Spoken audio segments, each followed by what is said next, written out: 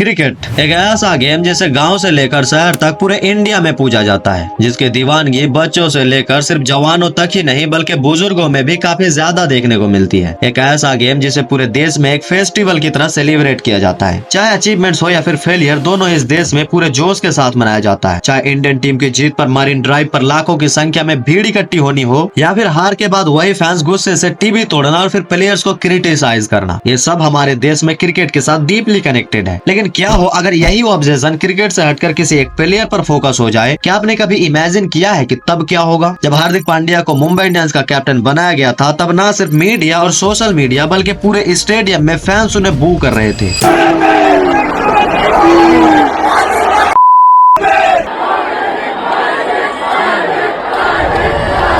इतना ही नहीं, हार्दिक को एक क्रिमिनल की तरह ट्रीट किया जा रहा था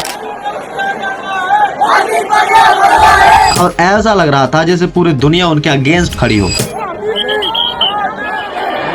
अब आप अंदाजा लगा सकते हो कि उस समय हार्दिक पांड्या ने कैसी मेंटल और इमोशनल स्ट्रगल्स फेस की होंगी। लेकिन सवाल ये उठता है कि क्या इतनी जल्दी सब कुछ नॉर्मल कैसे हो गया? कैसे Hardik Pandya most hated player से मोस्ट लवेड प्लेयर बन गए? उनकी डाइवोर्स की कंट्रोवर्सी, कैप्टनसी के कारण हुई क्रिटिसिज्म और फिर क्रिटिसिज्म से लेकर वर्ल्ड चैंपियन बनने तक का सफर कैसा रहा होगा? इन सभी सवालों का जवाब आपको इस वीडियो में मिलेगा हार्दिक द अंडरडॉग पांड्या में। मक्कन हार्दिक भाई टक्कर पांड्या त्याची अवकाश तरी आहे काय पांड्या की वजह से हार गए। हार्दिक पांड्या छपरीपना पहले भी दिखा दिया, ना वो बैटिंग में अच्छा कर रहे हैं, ना वो बॉलिंग में अच्छा कर रहे हैं, ना वो कैप्टनसी में अच्छा प्रूव कर रहे हैं। हार्दिक पांड्या हाय छपरी। इस कहानी की शुरुआत होती है साल 2014-15 आईपीएल से, जब मुंबई इंडियंस ने हार्दिक पांड्या को 10 लाख में एज एन ऑलराउंडर खरीदा। हार्दिक के शानदार परफॉर्मेंस की वजह से एमआई ने 2015 में टाइटल जीता।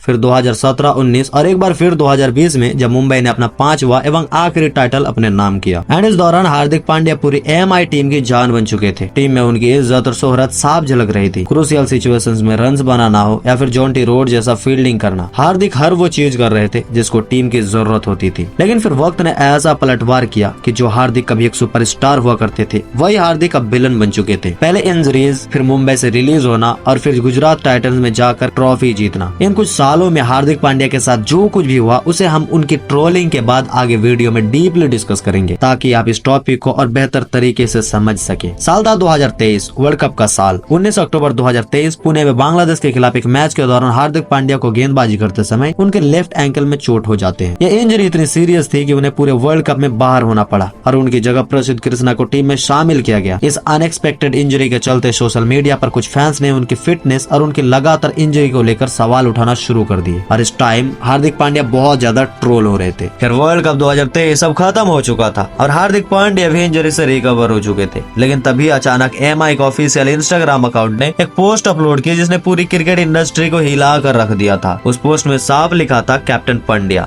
फैंस ने एमआई के लोगो से लेकर उनके फ्लैग तक जलाना शुरू कर दिए थे। रोड पर मुंबई के झंडों की तौहीन तो सब मुंबई टीम को अनफॉलो कर रहे थे। उस वक्त पूरे फैंस के नजरों में एमआई एक बदनाम फ्रेंचाइज बन चुकी थी। सारे एमआई फैंस अब आरसीबी को सपोर्ट करने में जुट गए थे और आईपीएल इतिहास में पहली बार हुआ था जब टीम के कैप्टन बदलने पर इतना विवाद हुआ हो। लेकिन असली खेल तो अभी बाकी है मेरे दोस्त। हार्दिक पांड्या को पूरी एमआई फैन बेस हेट करने लगी थी। कोई उन्हें छपरी कहकर ट्रोल कर रहे थे, तो कोई उनके पर्सनल लाइफ को भी नहीं छोड़ रहे थे, तो कोई उनके बिहेवियर को लेकर उन पर निशाना साध रहा था। ट्रोलिंग इतनी इंटेंस हो चुकी थी कि बच्चे, बूढ़े, महिला हर कोई हार्दिक को गालियां दे रहा था। स्टेडियम में चाहे वो कोई भी हो, हर कोई हार्दिक को बू कर रहा था।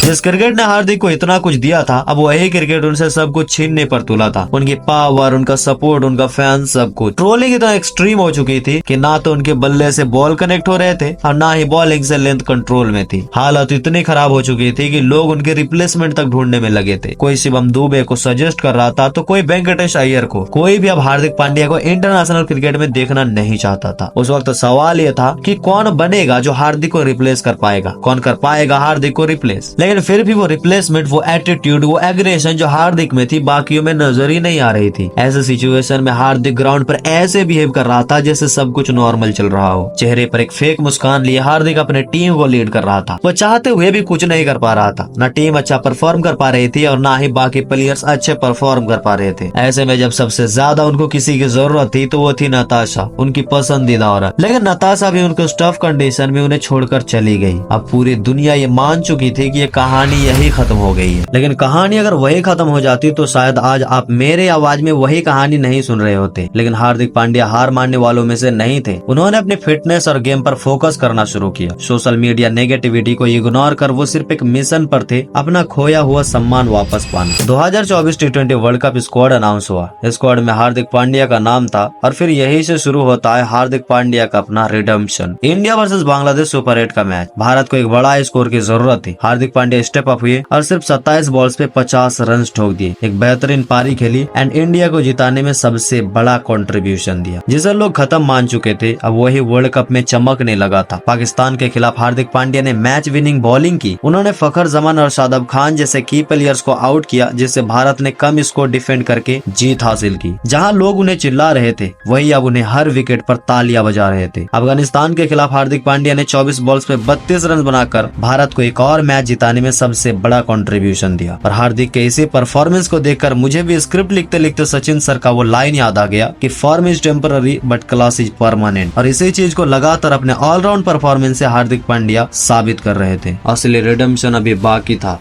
अब आया वो मुकाबला जिसने हार्दिक पांड्या को विलन से लेजेंड बना दिया। T20 World Cup 2024 final.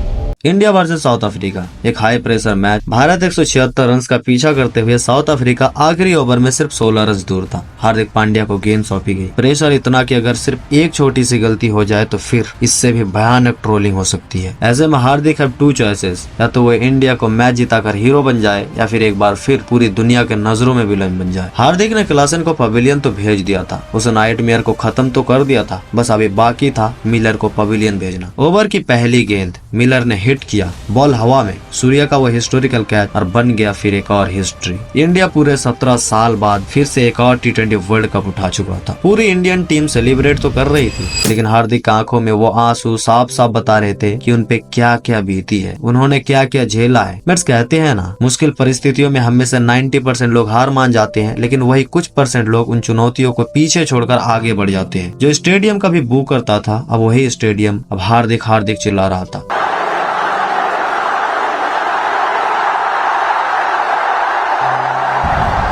जो लोग हार्दिक पांड्या को IPL 2024 में गालियां दे रहे थे वही लोग अब उनकी टी-शर्ट पहनकर उनको सेलिब्रेट कर रहा था। हार्दिक ने साबित कर दिया था कि हेटर सिर्फ टेम्पररी होते हैं लेकिन लेजेंड्स हमेशा के लिए होते हैं। Never count a champion out, क्योंकि असली खिलाड़ी गिरकर नहीं उठकर दुनिया जीतती है। इसके बाद की कहानी शायद उतनी इंस्पायरिंग ना लगे जितनी 2024 के कमबैक की कहानी लगी। बस हार्दिक के जैसा गिरना हर कोई पसंद करेगा, लेकिन कमबैक बस उसी की तरह होना चाहिए। आपके हिसाब से क्रिकेट हिस्ट्री का one of the most difficult comeback किसका लगता है? कमेंट सेक्शन में जरूर बताइएगा।